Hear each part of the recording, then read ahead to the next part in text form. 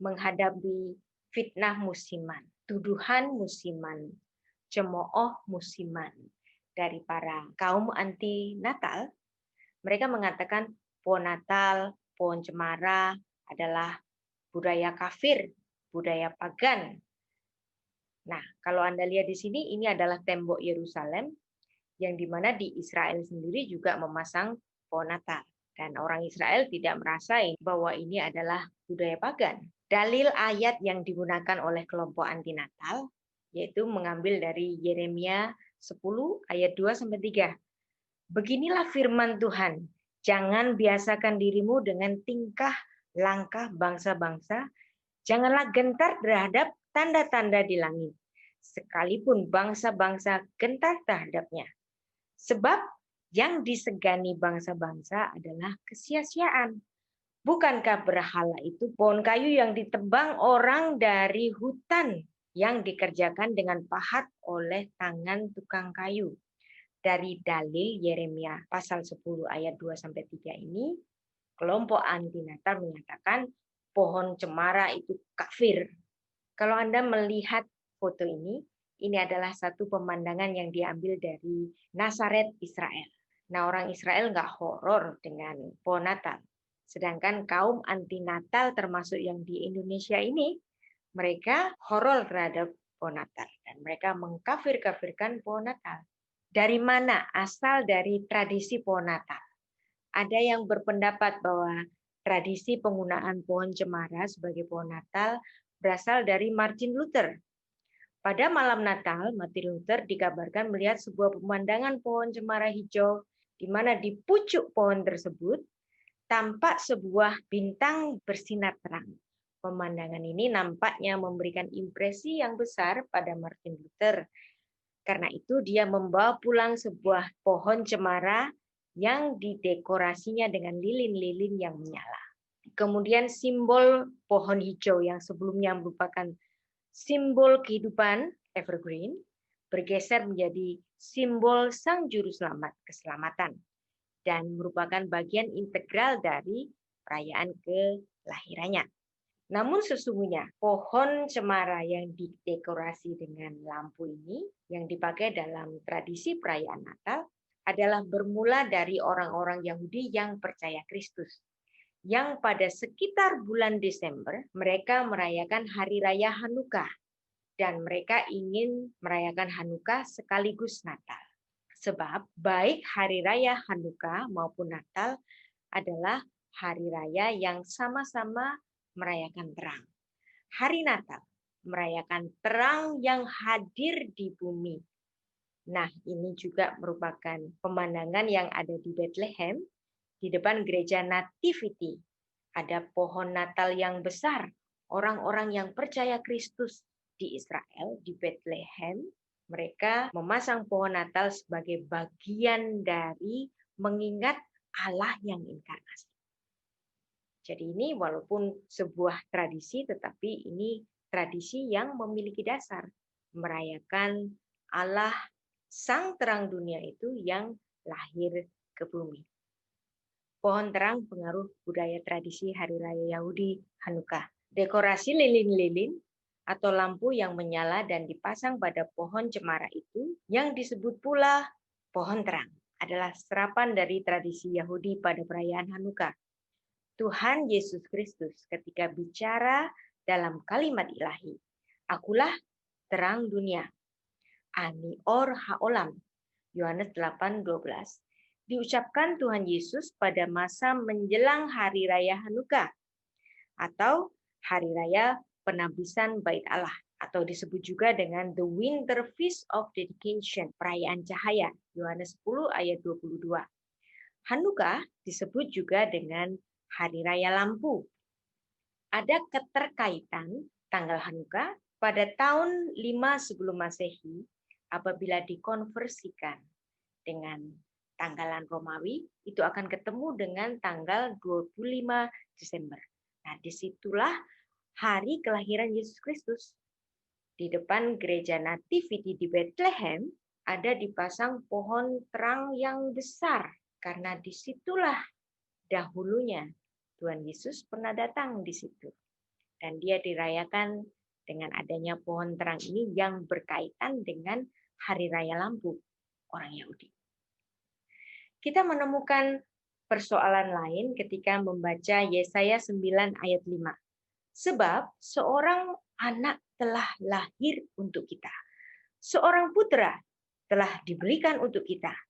Lambang pemerintahan ada di atas bahunya. Dan namanya disebutkan orang penasehat ajaib, Peleyoet, Allah yang perkasa, El Gibor, Bapa yang kekal, Afia, Raja Damai, Syar Shalom.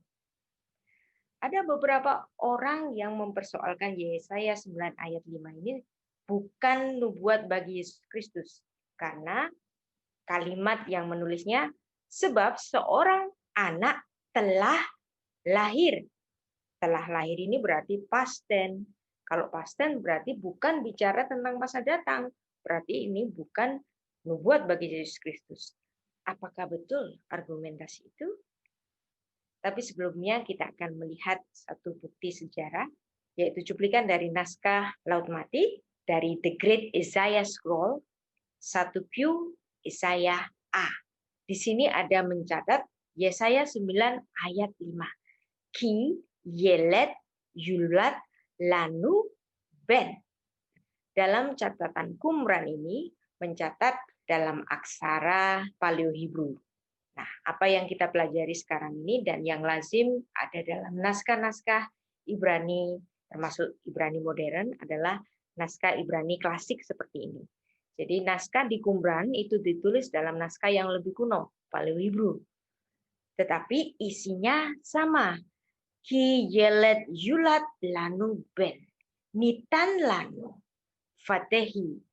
Hamisrah al-shikmo. Faikra smo. Peleyoet. El Gibor. Afiat. Syar Shalom. Persoalan mengenai Yesaya 9 ayat 5 ditulis dalam past tense. Nah, memang betul. Naskah Ibraninya juga menulis dalam bentuk perfect, bentuk yang sudah selesai. Anda perhatikan di sini, ki yelet yulat lanu. Nah, kata yulat lanu itu ditulis dalam bentuk pasif perfect. Nah, kemudian ada nitan lanu. Nah, ini pun ditulis dalam nif'al perfect. Berarti kata yang sudah perfect.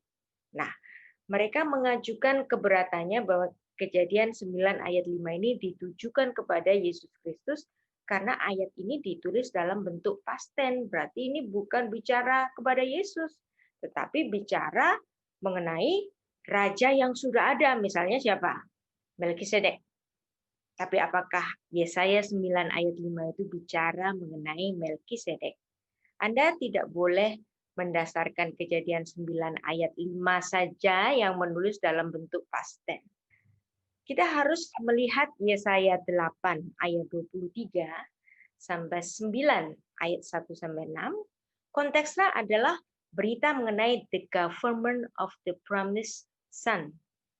Perhatikan pula dalam Yesaya 9 ayat 1 sampai 6, bagian ini dibuka dengan kalimat future tense. Kalau dahulu Tuhan merendahkan tanah Zebulon dan tanah Naftali, maka di kemudian hari ia akan memuliakan Jaan ke laut, daerah seberang sungai Yordan, wilayah bangsa-bangsa lain. Yesaya 9 ini juga ditutup dengan kalimat future tense. Kecemburuan Tuhan semesta alam akan melakukan hal ini. Jelas kalau kita membaca paling tidak satu perikop, Yesaya 9 ayat 1 sampai 6 merupakan nubuat yang akan terjadi. Dan Yesaya 9 ayat 5 walaupun ditulis telah lahir untuk kita. Kata telah ini mengacu kepada zaman generasi ketika Yesus Kristus dilahirkan. Saat itu dan khususnya juga selama pelayanan Yesus Kristus di daerah Galilea, di mana banyak sorak-sorai dan sukacita. Artinya di sini Nabi Yesaya bernubuat mengenai zaman kedatangan Yesus Kristus pada abad pertama yang dijelaskan dalam ayat 1-6 itu. Maka kesimpulannya, kata telah tersebut tetap dalam frame dan konteks future tense.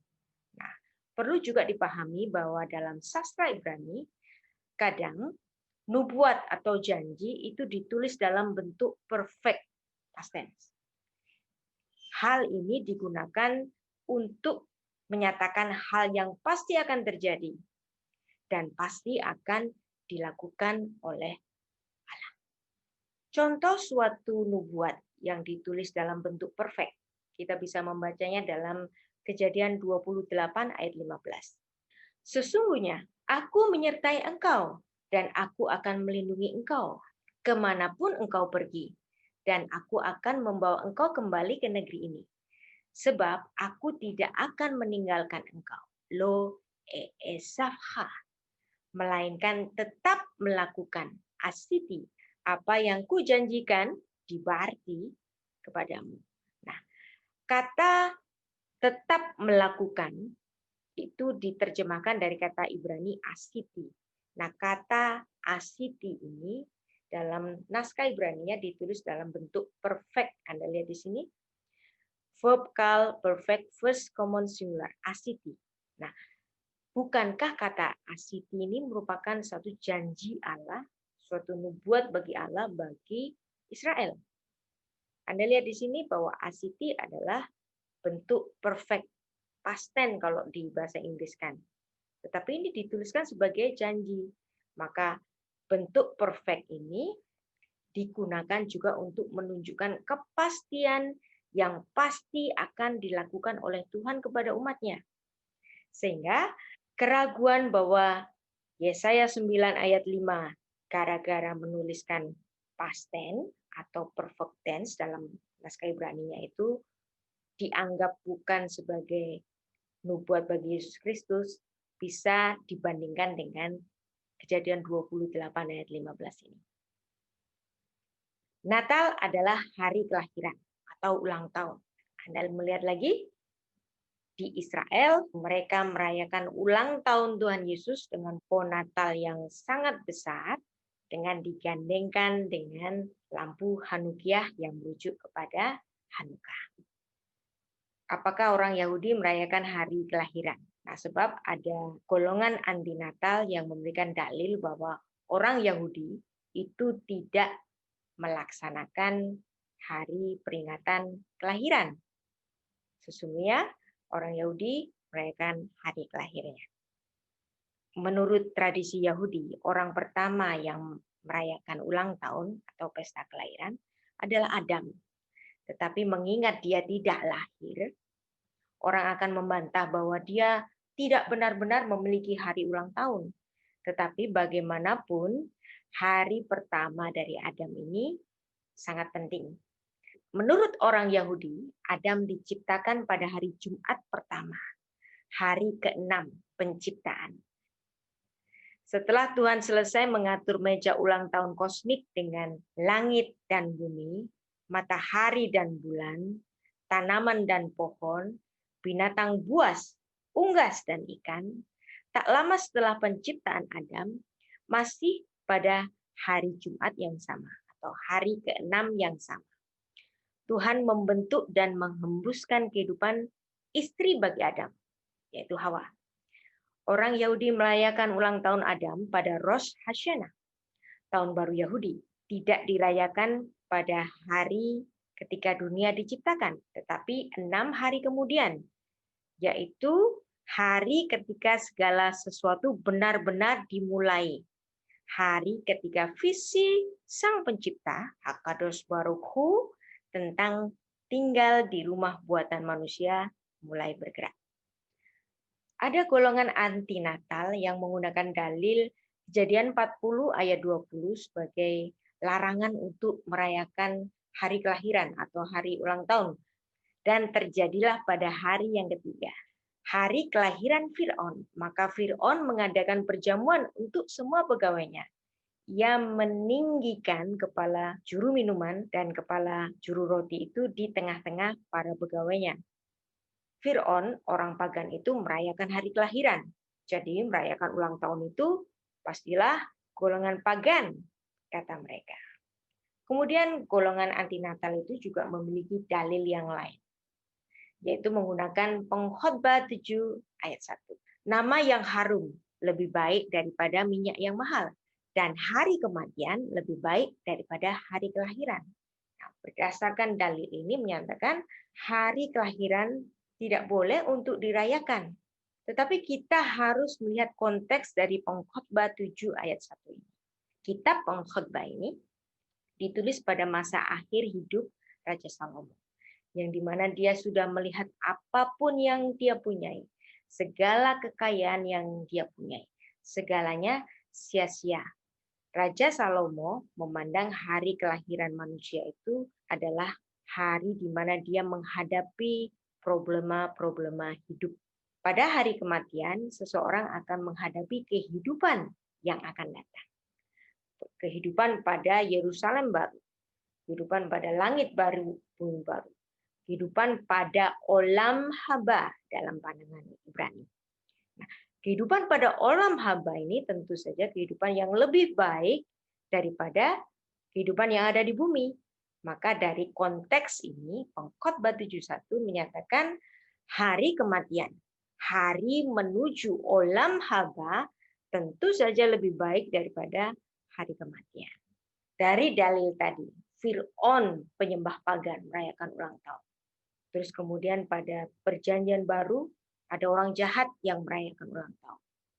Para anti Natal ini menggunakan 2 ayat itu untuk menyerang perayaan hari Natal bagi Yesus Kristus. Nah, apakah orang Yahudi melarang ulang tahun? Apakah orang Yahudi melarang perayaan hari kelahiran? Kita membaca Kejadian 21 ayat 8. Bertambah besarlah anak itu, dan ia disapi. Lalu Abraham mengadakan perjamuan besar pada hari Ishak disapi itu. Menurut orang Yahudi, ketika Abraham mengadakan perjamuan besar bagi Ishak, mereka menyatakan bahwa hari itu adalah hari ulang tahun dari Ishak yang kedua. Umumnya anak-anak yang menyusu dia akan disapi dari susu ibunya pada tahun yang kedua. Sehingga perjamuan ini diadakan pada hari ulang tahun Ishak yang kedua, menurut tradisi Yahudi. Ada hal lain yang menarik juga yang perlu kita pahami, yaitu Keluaran 40 ayat 2. Pada hari yang pertama, di bulan yang pertama, tanggal 1 bulan Nisan, haruslah engkau mendirikan kemah suci, yakni kemah pertemuan. Dari kalangan rabi-rabi Yahudi ada yang memandang bahwa tanggal 1 bulan 1 atau tanggal 1 bulan Nisan adalah hari kelahiran Ishak, putra Abraham. Pendapat mereka dicatat dalam Midrash Tanhuma, Perkudei 11:13. Jika apa yang dikatakan Rabbi Samuel ben Nachman itu benar, dan kemah suci itu rampung dalam 3 bulan, lalu mengapa tidak segera didirikan? Karena Hakadosh Baruch Hu ingin menggabungkan hari raya pendirian tabernakel dengan perayaan hari lahir bapak bangsa kita, yaitu Ishak. Ishak lahir pada hari pertama pada bulan Nisan. Hakadosh Baruch Hu berkata pada dirinya, aku akan menggabungkan perayaan itu. Dan para pengejek dalam generasi itu menggerutu dan mengeluh, berkata, pekerjaan kemah suci telah selesai dan masih belum didirikan. Mereka tidak menyadari rencana dan maksud dari Hakadosh Baruch Hu. Karenanya Raja Daud menyatakan, sebab telah kau buat aku bersukacita ya Tuhan dengan pekerjaan-pekerjaanmu. Karena perbuatan tanganmu aku bersorak-sorai. Mazmur 92 ayat 5. Nah, kita melihat di sini bahwa dalam kitab tradisi Yahudi, Midrash Tanhuma Perkudei 11:13 menyatakan bahwa hari lahir Ishak itu adalah tanggal 1 bulan Nisan, dan itu dirayakan oleh Bapak Abraham dengan mengadakan pesta besar pada hari penyapihannya. Dan ini juga masih diperingati oleh orang Yahudi atau oleh orang Israel sebagai hari raya pendirian tabernakel. Orang Yahudi sangat menghargai dan merayakan setiap peristiwa penting dalam siklus kehidupan seseorang.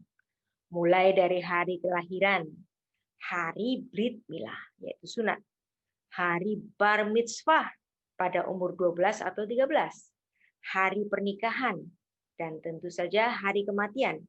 Semua hari-hari itu penting dalam siklus kehidupan seseorang dan dirayakan dengan doa, makan-makan, dan ritual Yahudi lainnya. Peringatan itu disebut dengan Hakarat Hatov, mengingat kebaikan. Dan Hakarat Hatov ini menjadi dasar bagi perayaan Thanksgiving yang menjadi tradisi bagi orang-orang Amerika dan dirayakan sampai sekarang ini. Dalam tradisi Yahudi ada Seudat Mitzvah, yaitu perintah mengadakan perjamuan makan. Seudat Mitzvah meliputi Seudat Brit Milah, Seudat Pidyon Haben, Seudat Bar Mitzvah, dan seterusnya, termasuk peringatan akan hari lahir itu termasuk dalam Seudah Hodaya. Jadi untuk memperingati kebaikan dan untuk mengucap syukur. Dalam Sotah 12b ayat 17 itu juga dituliskan mengenai hari kelahiran dari Musa yang sama dengan hari kematiannya, yaitu pada tanggal 7 bulan Adar. Dan ini juga dicatat dalam komentari-komentari para rabi. Hal-hal ini menunjukkan bahwa orang Yahudi tidak mengharamkan perayaan hari lahir. Terlebih lagi, ada satu ucapan yang sangat umum bagi orang Yahudi ketika saudaranya atau sahabatnya berulang tahun, mereka selalu mengucapkan, "May you live happily until 120 years. Shimchat chayim vechayim me'usarim ad me'ah ve'eshrim shanah." Nah, ini didasarkan dari Ulangan 34 ayat 7 yang dimana Musa itu meninggal pada usia 120 tahun. Nah, angka 120 tahun ini menjadi angka yang spesial karena angka 120 tahun ini adalah 3 kali 40 tahun. Bagi orang Yahudi, 40 tahun itu adalah simbol dari satu generasi. Jadi Musa adalah orang yang hidup 3 generasi. Orang-orang Israel mengimpikan untuk hidup yang panjang seperti Musa, yaitu 120 tahun.